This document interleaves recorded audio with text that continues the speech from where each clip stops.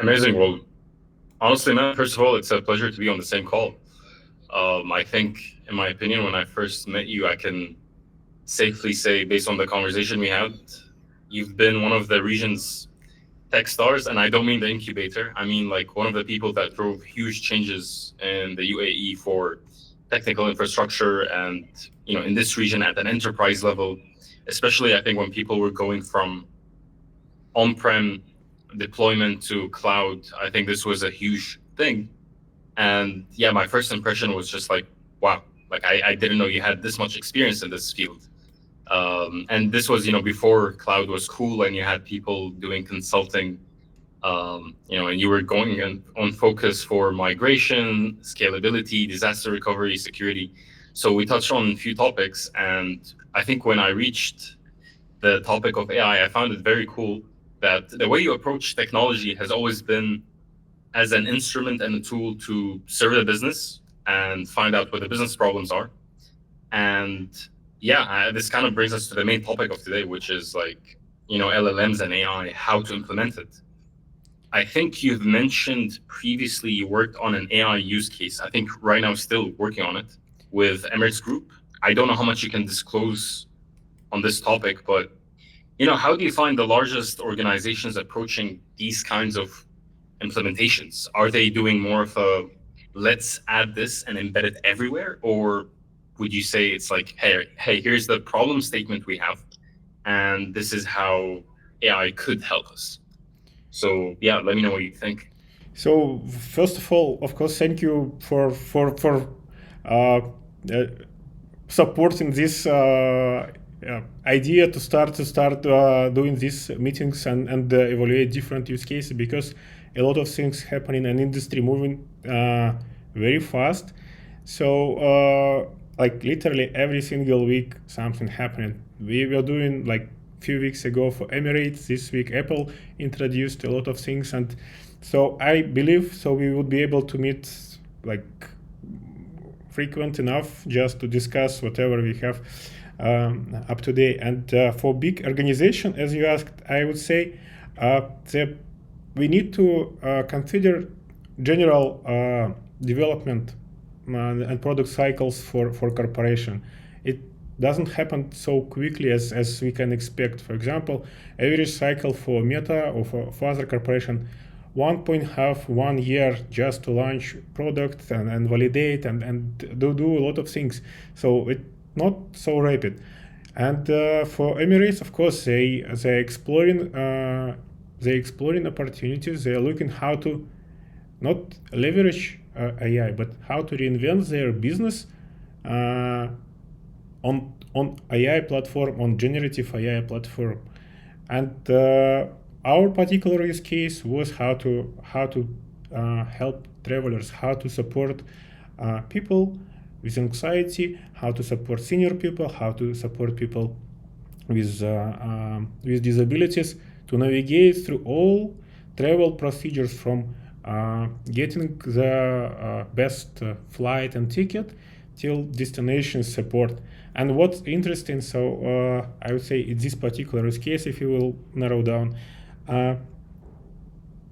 most of the people, they admit they nervous, they extremely stressful when they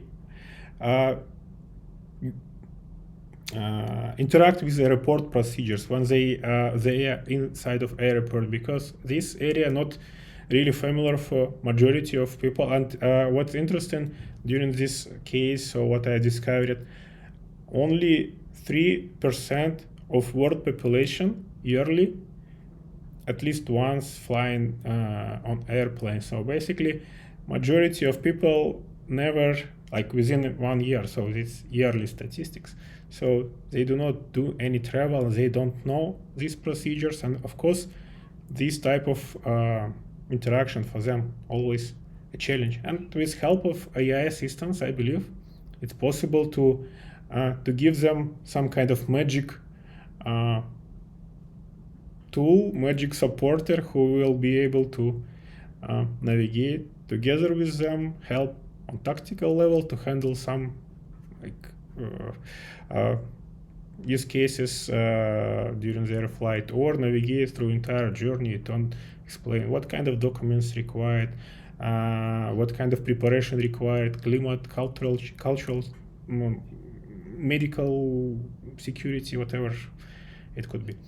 So yeah, Right. And that's like the pretty. idea is to essentially enable all those people to have an easier time traveling, including those maybe who've never traveled before. By the way, it's surprising to know that 3% of the population only have flown, or This per they year, flew like in recently. yearly statistics. Let's say Yeah. we have 8 billion, and from 8 billion, around, let's say, 3% to just. And the idea is to kind of help them from all the way, like booking the ticket and reaching their hotel. And like you mentioned, there are people from different backgrounds, different languages. They might find a lot of barriers to traveling. Like, for example, my father is, 77 years old, and he might find it very difficult in some airports. He might not know the exact procedure. It's still very difficult to really navigate through large airports, especially there.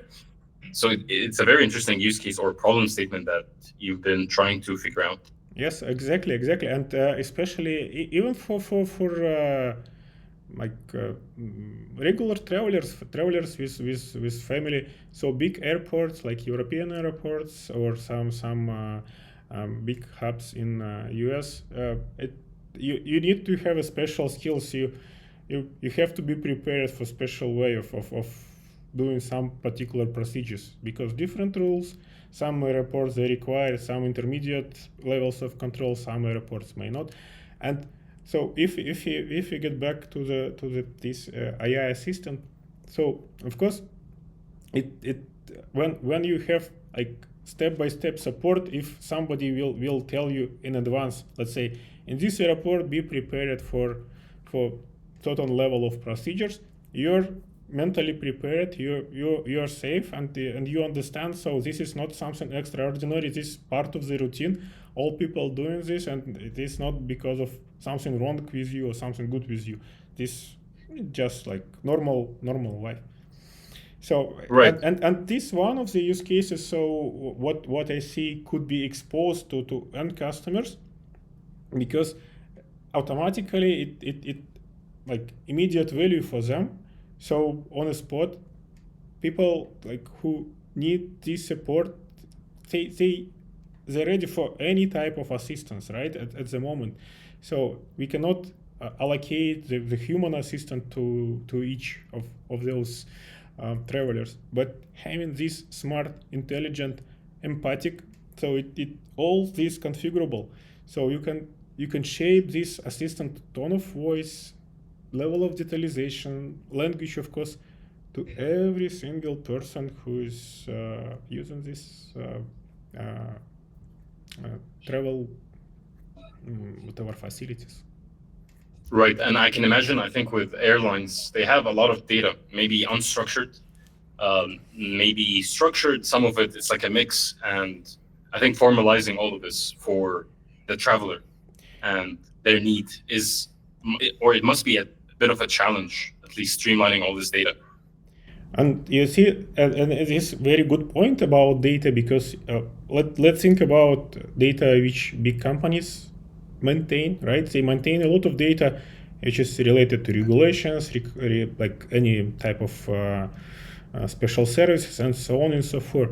And this huge amount of data for different type of cases, right? And for single person to navigate through this maze, and for particular airline, for particular location, airport, they all have their special procedures, special details, and having this smart assistance, you can narrow down this amount of information, turn this information into actionable insights, instead of having just generic information. For example, the barriers should be this size, or the like some particular facility should be placed at every 100 meters.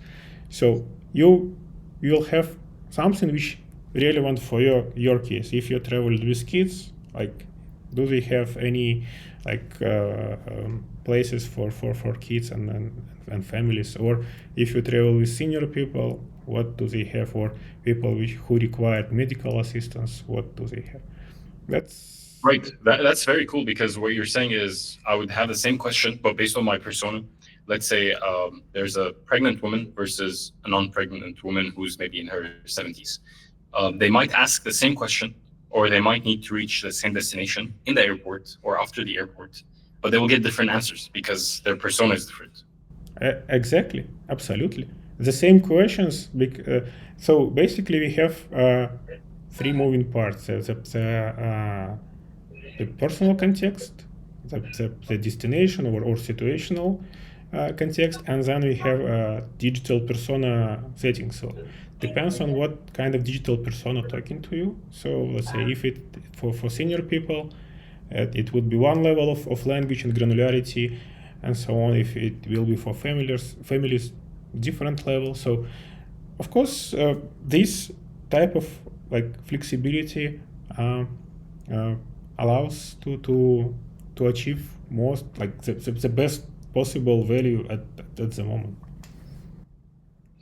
So this is like contextual aware AI use case, in practice for airports. That's very interesting. And coming into this area, have you found the myths, assumptions, or maybe preconceived notions about AI and LLM implementation to be there? For example, I can already think of one that people think LLM's implementation is incredibly expensive, especially from maybe non-technical uh, founders or non-technical stakeholders. They would think it's very expensive to experiment with, and so they avoid approaching it altogether, or maybe putting it for the next year's plan, or at least not for the current roadmap. What would you say about that? Like, have you found this to be also in like similar thinking from the stakeholders you dealt with at, let's say, Emirates, or what was the response like? So if we talk about generative AI systems, so I would say I would put this question broader, right? It's not only LLMs, it's entire ecosystem. Now new paradigm, new concept is getting more and more popular called compound AI system, which means combination of generative AI components and traditional data processing components, which work all together as a single system, and each component responsible for particular task or for particular part of the processing. Let's imagine as a pipeline, as a conveyor on a factory. So and for these compound systems, it quite easy right now to get started, because let's be honest, big companies, big players such as Google, Microsoft, Amazon, they offering the different plans for starters to start experimenting. Google, you can go like literally today on Google and get 1 million, 2 million tokens depending on what kind of models you prefer for free, and start experimenting. So the same for image generation and video generation. Also, many companies are offering free trial plans and accounts. So it's very easy to start right now. The question is, so if we're looking at the cloud-based AI services, that's one direction. Another direction is on-premise self-hosted services, and this also quite interesting area, because some companies, they cannot send and share their data with third parties without special permissions and control. So in this case, it's possible to set up like locally hosted systems, from depending on size of organization. It could be from I'll say traditional gaming PC, which would host all these services, to some like levels of industrial servers, which could be hosted. But it's all doable. Of course, this one-time investment, but depends on the size and scale. Investment could be like started from let's say $5,000 and and and beyond. So the starting point not so high for any organization. It's like the price of one decent configuration PC. And in terms of, let's say, you have an available model online that you might want to use, a lot of people think they have to fine tune it based on maybe the domain that they're in or the industry they're in. How often do you actually need to do fine tuning for your use case versus playing around with the prompt itself? Because I always assumed previously that you have to fine tune it in order to get the the right answers or the right outputs that you're expecting. So first of all, fine tuning is quite expensive and quite risky procedure. So you need to have like this so-called white glove qualification. So very high qualification to do this properly and prepare data and tune the model. So from one side and from another side, if we talk about LLMs or image generation models, I'm always curious. So what's wrong with 100,000 models which already exist on Hugging Face? What's wrong with like maybe 50 thousands models like image generation models which exist on CVTI and other places? So basically, I would say, first of all, you need to identify KPIs, what you're going to improve, what kind of particular parameters you're going to improve before jumping into the model training or fine tuning. And also interesting, recently, one of the big players, probably, if I remember correct, this was Anthropic. They published some research studies, and they suggest to start with retrieval augmented generation or RAG first, start to interact with data with help of the existing models, and then if you would discover some kind of areas of improvements which could be done with like by doing fine tuning, that would be clear justification for yourself. So why you're moving towards to like this strategy, and what would be your return, so return on investment. That's it. I would say right now we have a lot of different models like supporting languages, dialects, domains, and so on. The first step is start with these models to see, and I assume they would cover up to 90% of needs. If it not really some specific domain, I would say some um, area of science, some astrobiology or whatever. That's maybe would require. But for regular human domains, for regular businesses, so models of different sizes, as I mentioned, it costs like really decent amount of funds to to start working with them. Interesting. And in terms of, let's say, the best models out there, a lot of people who are approaching AI just immediately resort to maybe Gemini. They might resort to GPT's models, and they immediately start with these. Is this something you recommend for someone who is experimenting, or do you think they can just go to a directory of models available and they can start with first before really going into the OpenAI and Google's route? But I would say for Google route, it quite I would say straightforward, because if OpenAI will require like some prepaid or whatever I would say actions. So Google, you can start use it literally at the moment you decided. In few seconds, click, and Google Studio you will have model for free.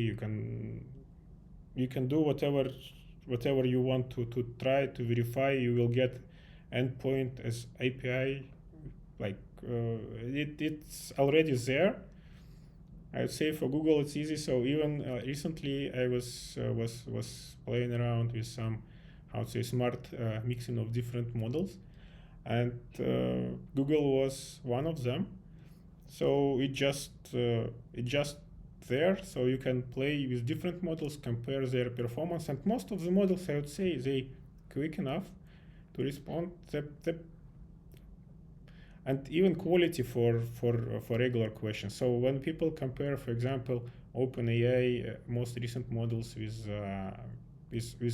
other vendors, so quite often they refer to these synthetic numbers, synthetic evaluation numbers. Right, right. And this is good, like the same as megahertz of CPU or whatever, or megapixels in camera, but they not directly reflect so how mm, valuable they are for your regular task. If you're, for example, if you're baking pancakes or doing some uh, household stuff, any model will be We do helpful just for. fine. Absolutely, even Yeah. Gemini like 2B or very tiny models will be helpful because they just fine. They working well for these particular areas. Of course, for more complex areas, you need to have a, like, let's say, more powerful, more muscles. Uh, but yeah, so no direct, how to say, comparison, like what which model will be more suitable for your task. I would suggest to go with whatever most available, whatever most clear and accessible for particular business or for particular person in his region for his, let's say, start with this, and then you will see the like whatever space for improvement. Let's say if it uh, completely irrelevant, you can go and check another model. If it relevant, you can proceed with the same model or a little bit bigger model. For example, I was comparing different sizes of llama model. So of course, bigger model, a little bit more, I would say, juicy, more comprehensive, but having speed in mind. So the speed of the model, of course, smaller models much more, I would say, useful for daily tasks. That's That makes sense. And when it comes to now the implementations, what's going to be the role, let's say, of product people in working with these models? Like how would you, let's say, differentiate? I just want to tie this into product management, yeah. especially given that this is the perspective I try to come in with. Is how different will it look for the AI product manager versus what you know as a traditional product manager or a technical product manager? It's a good question. So I would say it's good to have some playground sandbox, like for organization. It could be done again. Any IT department can set up the like basic components, either with based on cloud services or based on local services. But again, this quite straightforward way to expose these capabilities to broad audience, like internal audience, and let people to start experimenting to see what could be done. Because I understand, for example, if I have some personal data or sensitive data or company some statistics, I cannot send it to whatever trusted service provider easily, right? So this requires some procedures anyway. If you have all deployed on your premises, so you can start playing around to see what could be done, what could not be done, to evaluate ideas, and of course, ideally to have some internal advocates, some people who really passionate about technologies, who can kind of to give some to ignite the interest to, like, let's say, for accountant department, hey guys, this particular platform, this particular system can simplify your job like 1.5 times, like And 50%. I think there's one very interesting thing that usually happens is maybe a product manager gets so excited with AI that they could be solving more foundational problems, but they jump into implementing AI into the mix. Uh, let's say, for example, I want to have an AI feature for my marketplace, helping users post and ads faster, but my login and like the login and sign up process itself is broken. So it's like you're solving maybe problems that have less impact compared to what matters more. Like some optimizations and tweaks might help you on the run and help the business more than just adding something nice, because you feel like you will be left behind if you don't add an AI mix or an AI feature.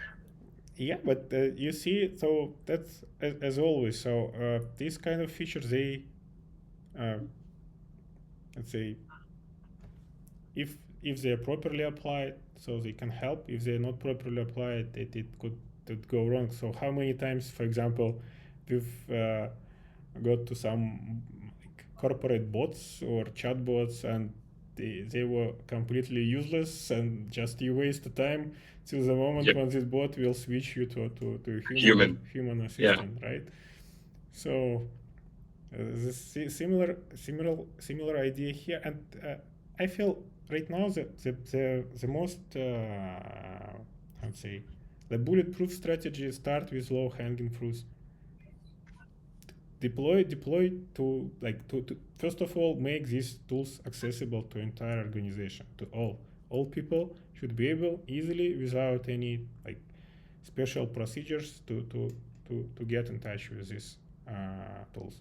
That's the first And get step. familiarized with them, of course. Yes, and Yeah. get familiarized. So which means like two parts, right? Education and technology enablement. So once it's done, so you can start with let's say kind of complement existing workflows, like little bit improve existing workflows. Don't start automation like Yeah. uh, ahead of time, right? It will be in place, but first of all, let's work side by side this AI assistant with human to make sure so the results which AI assistant can kind of generate or provide are validated by human with human experience. So we are so kind of transferring the human knowledge to this assistant knowledge. Once we get and configure this tool to the level so we can trust, let's say, 99%, so then we can put this into the automation workflow. And this also good point. So when you have this how to say playground sandbox tools, they work as like as interactive mode, right? So you have some data, you send data, and you receive and do some assessment. When you work with um, automated tools, it will be a little bit different. So you would have some statistics, you would have some metrics. It's also important, but the system would perform like completely autonomously. That's the point. Absolutely. Yeah. Uh, for for people that expect impact instantly when using AI, how unrealistic is that? A lot of people, they want to work with zero-shot models, and I think that's where a lot of the high hopes come in. Is they want the results or the expected results to happen with very little training, very little time to pass on, let's say, implementing a use case. So the minute maybe they launch something and they don't see the results they hoped for, they immediately put an X on the project or the feature, and they discontinue any AI innovation. And that's one of the, I would say, biggest questions, right? So always we are looking for projection from this type of technologies or capabilities to our financial KPIs. And so to make it happen, we need, first of all, we need to measure so our like cost of AI, I would say, capabilities. And this is important because companies, they introducing this AI as like very fragmented way. They don't have holistic view how much these AI capabilities cost for us, and how much we spend, for example, for some human curated operations. If we spend X on these AI capabilities and human curated operation performance increased whatever 2.9 times, right? Then we can do this projection. If we do not measure like these KPIs, we are blind. If you are not measuring human KPIs, we are blind. If you are not measuring AI KPIs, and that's one of the key components. What I'm usually how say positioning as a core components of AI program of AI introduction program, because so whatever we measure, we can then kind of evaluate and present to all stakeholders, all business owners. So Right. And one of the issues I see is, well, actually, there are two parts to it. One is the time to have a pilot. The time it takes to have a pilot is usually, like you said, maybe 1 year or more than 1 year for just to big get something started. for big For big organization, organizations. yes, but for small organizations, so if you don't have like a lot of stakeholders inside, if you're medium business, let's say up to 50 100 person, so you can do this much faster. So again, it depends on regulations and constraints you have, but from implementation perspective, now we have very rich ecosystem of components, open source components. I'm always encourage people to look on open source, whatever available on the market, because you will find easier support of community. It's easier to find employees who are familiar with these technologies rather than have some specific very niche vendors. Uh, and that's the first turn. Once you found this, like whatever limitation of this tool, of course you already educated, right? You are in position when you know exactly what do you want to enhance, and you can find a vendor which can exactly fit to this particular let's say niche in your domain. But if it's just explorational part, so no bulletproof vendors right now on the market who can offer like holistic already ready to go solution without which do not require any improvements and adjustments. So that's a journey. And how would you, let's say, advise AI product managers? What kind of metrics and AI KPIs to look at, especially when they're starting out? What are the main things to look out for from both a technical and a business level?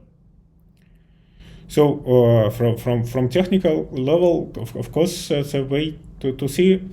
We are doing this for humans, for people, for users, right? So to see how people interact with this, to collect feedback from either like internal customers or external customers, to see what the I'd say what's the usage daily usage of these services. Adoption, So the adoption rate. that's the first, Yeah. first first and easiest parameter to see how often your employees or your users, customers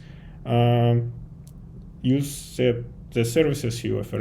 If the trend is growing, which means they rely more and more and more on these tools. If trend is not moving or moving down, so that's a signal. So something need to be evaluated, and it might be a lot of different aspects and points. So in each particular time, for product who's working with this is like moment when need some investigation need to be done. You need to look at the like at these patterns, maybe make a session with users to discuss with them what is good, what is could be done better. So, and even if system and user and adoption of AI on generative AI tools are going well, so also this collecting this feedback, it's very important. So to improve, to enhance these tools, because again, users, they cannot follow and track all the trends on the market. So new tools and new capabilities, they are appearing like almost instantly. Every single week we can have something new and new and new. like simple example, right? So Apple just introduced these new AI tools on all Apple devices. So time, let's say months ago, users were not able to leverage them on daily basis. Now they can write emails with help of generative AI tools. They can do proofreading. They can do a lot of things, right? That's a part which given by hardware and software supplier. So what an extra value? What additional kind of uh, I would say features or capabilities you can offer to user, which not covered by existing software provider, and what could be reliable for several, let's say, years. That's the question. Interesting. In terms of like, let's say, data, having enough data to reach a certain accuracy rate for an AI model.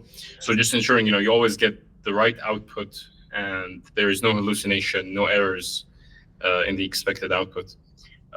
It seems that it's very difficult to have enough data, and to have enough data sets to train the model and reach the desired accuracy is very expensive as well, which is many people can forget. So let's say you have a company that claims to have a 95 accuracy rate for claims processing, a very classic insurance use Use case case, yes. or insurtech use case.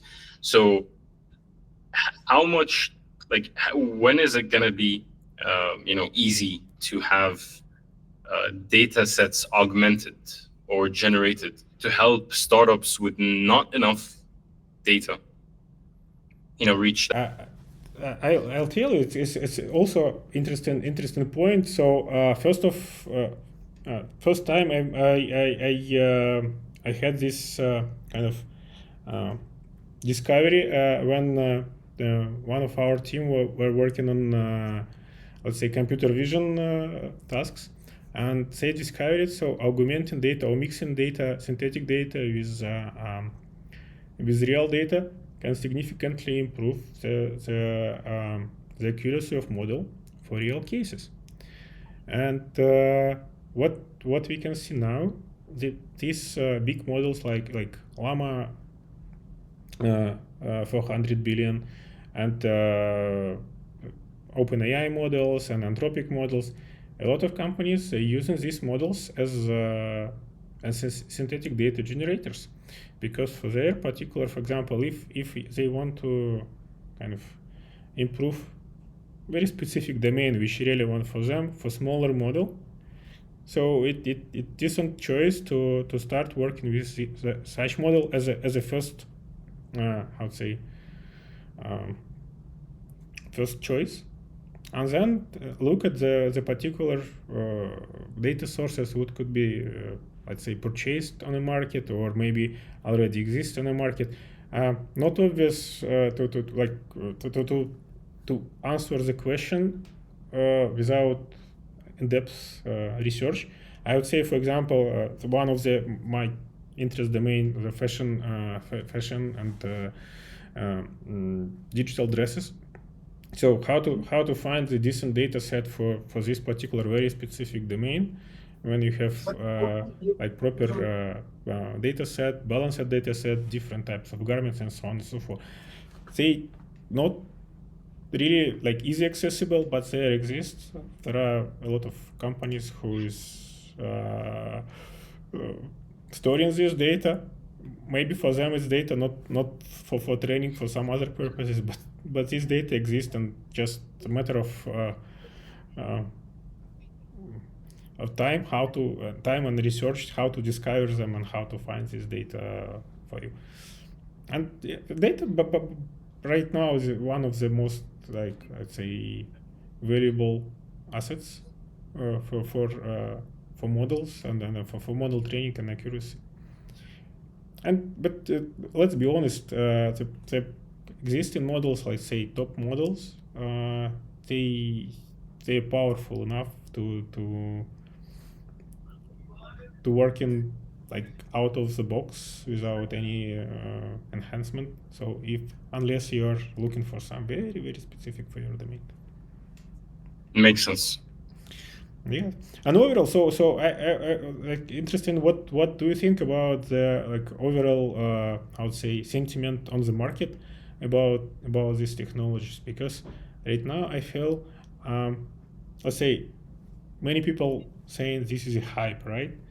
So, to which extent do you think this hype is, let's say, Justified. justified? Yes, absolutely. I think it's just necessary. So it was similar to back when everyone thought the the dot-com bubble and it bursted and everyone was like, okay, this is just a scam, this is BS. I would say it's very different compared to blockchain and crypto. So you do have use cases when it comes to AI, and there is definitely a tangible value to it that people are seeing. Otherwise, it wouldn't be at this scale.